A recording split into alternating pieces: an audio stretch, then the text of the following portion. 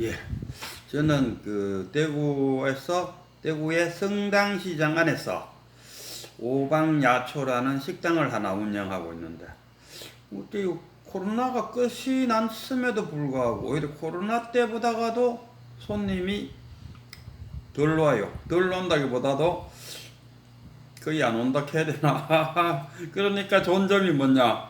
이 아침에 한 9시경쯤 와갖고 책을 보고, 뭐 오후에도 손님이 그리 많이 안 오니까 뭐 오전 오후 사이에 유튜브 하나 하고, 또 오후에도 다음날 유튜브 할 수 있는 또 책을 볼 수 있는, 어쨌든 공부할 수 있는 시간적인 것은 많이 나는데, 어쨌든 간에 손님이 적으니까 호주머니가 좀 허전하다 이런 이야기입니다.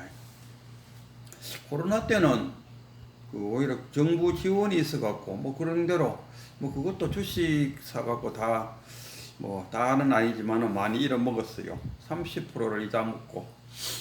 어쨌든 코로나 때는 정부 지원도 받았는데, 코로나가 끝났는데도 불구하고 저희 식당은 이 성당시장의 골목에 있어요. 골목길에 있다 보니까 지금 보니까 큰 도로변에 있는 식당들은 그런대로, 특히나 좀 이름 있는 식당들은 그런대로 회복됐다 싶은데, 우리처럼 골목길에서 이 이름도 없는 식당을 하다 보니까 손님이 없어요.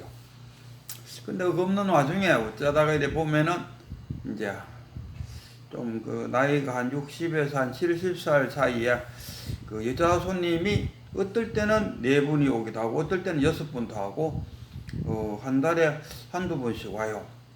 그리고 올 때마다 참 고맙다는 생각이 드는데, 와서 음식을 해주면은 꼭 입을 대요. 어떤 사람은 맛있다, 어떤 사람 맛없다, 어떤 사람 짜다, 어떤 사람 싱겁다, 또 가게도 홀고 가만히 있다가 열심히 음식 만들고 있는데 오니까 아이고 눈이 따가워진다 해서 이래요.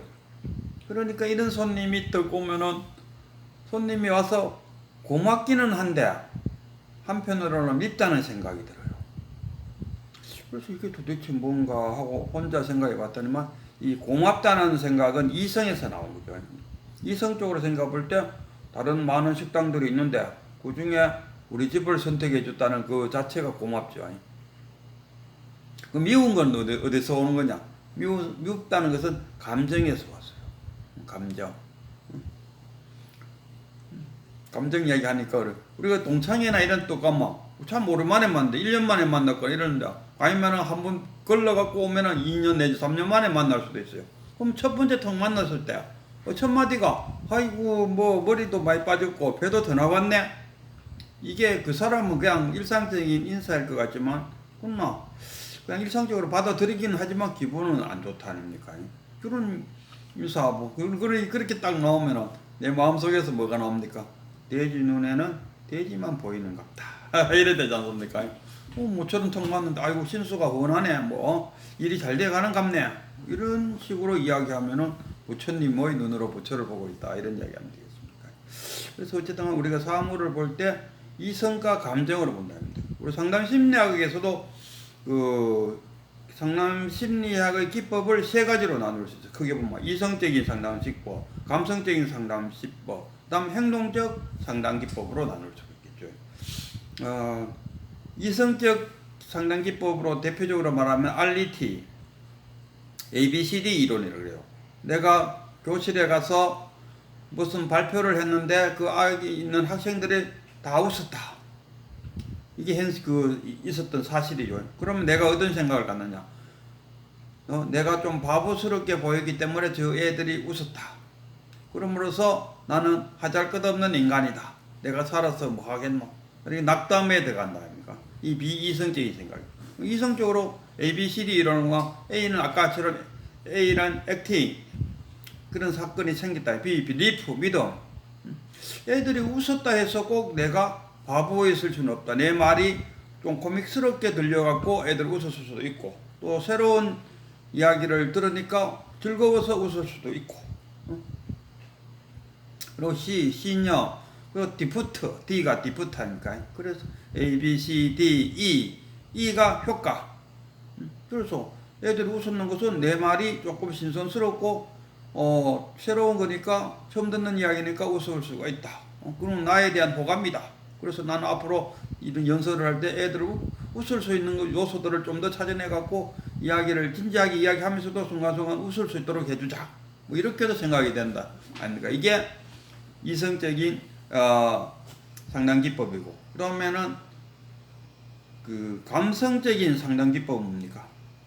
로저스 기법을 설명하면 되겠죠. 로저스는 주로 상담을 하면서도 내담자에 대한 존중감, 그리고 이 상담자의 진실성, 그리고 내담자가 하는 말을 무조건적인 수용을 해주는, 그게 3대 상담 기법입니다. 그래서 로저스는 그 내담자가 와서 상담을 시작하게 되면 내담자가 막 뭐라 막 이야기합니다.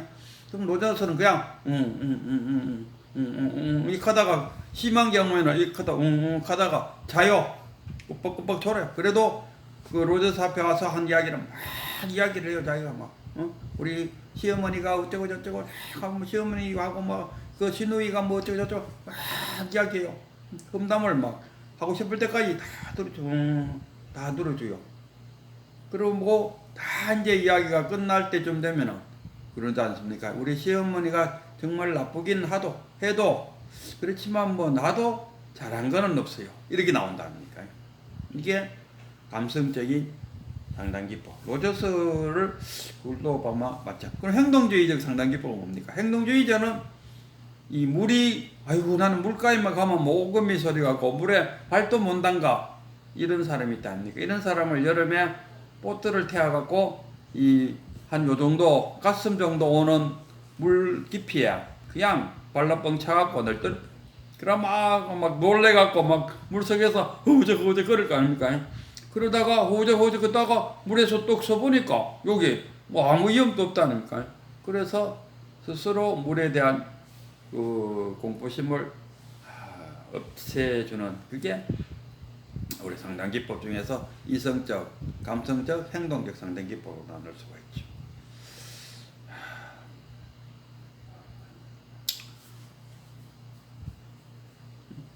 그래갖고 우리 그 견성, 깨달음, 우리가 공기 속에 산다 아닙니까? 근데 공기 속에 살면서 내가 공기 속에 살고 있다는 것을 느낄 때는 언제 느끼느냐? 아마 24시간 중에서 시간적으로 이야기하라 하면 아주 미미한 시간이 알겠습니까? 우리 호흡할 때, 또 살랑바람이 불어갖고 옷깃을 스칠 때, 바람, 이럴 때 내가 공기 속에 살고 있구나 안다 아닙니까? 이와 같이 우리가 깨달음, 견성은 본다, 견성을 뭐 참나를 찾는다, 본다, 깨닫는다, 뭐 이런 이야기 하는데, 제가 볼 때는 이 깨달음, 견성은 이성적으로 하는 것이 아니고 감성적으로 하는 것이다. 체득한다. 이성적으로 보려고 하면은 우리가 공기를 이성적으로 보고 싶다. 눈으로 공기를 보고 싶다. 눈으로 어떻게 공기를 봅니까? 공기가 안 보인다 이런 이야기. 그러나 감성적으로는 공기가 있다는 것은 충분히 알고 있다니까요. 우리가 왜 그 참나가 안 보이느냐? 참나가 안 보이는 이유는 참나 속에 우리가 살고 있기 때문에, 이 자체가 참나입니다. 우리가 법계에 산다. 법 아닌 것이 없다. 어느 것 하나 법 아닌 것이 없다. 우리가 지금 살고 있는 이 세상이 법계입니다. 법계에 살고 있으면서 법인 줄 모르고 살고, 공기 속에 살면서도 공기인 줄 모르고, 참나 속에 살면서도 참나 속에 살고 있다는 것을 모르는데, 그럼 참나를 어떻게 아느냐? 이성적으로 보려면은 보이지 않습니다. 이때는 체득하는, 감성적으로. 그래서 우리가 그 선정, 지혜, 선정과 지혜를 나누지 않습니까? 선정에 들어가서 이 깨달음을 느껴서 우리가 자선을 한다. 그건 뭐냐? 이성적으로 그 참나를 보려고 하는 것이 아니고 감성적으로 자신의 이성을 내려놓고 감성적으로 탁 알아채려. 그러니까 그 깨달음을 깨달음과 견성은 다르지만 그냥 막 섞었습니다. 왜? 갠성은 갠성, 물 성자, 갠성, 갱불성, 불처의 성품. 이때 성자, 갠성할 때 이따 성자는 성품 성자입니다. 불갠성, 불성품, 부처의 성품을 본다. 부처의 성품을 왜 봅니까? 그는 감성적으로 체득할 수밖에 없는 거 아니에요. 갠성했다, 갠성했다 하는 것은 갠성. 부처의 성품을 봤다, 깨달았다. 갠자가 본다, 깨달았다, 느낀다, 뭐 이런 통달했다, 뭐 이런 뜻 아니겠습니까? 불갠성, 갠불성. 부처의 성품을 깨달았다. 이거는 이성적으로 보려고 하면 안 보입니다.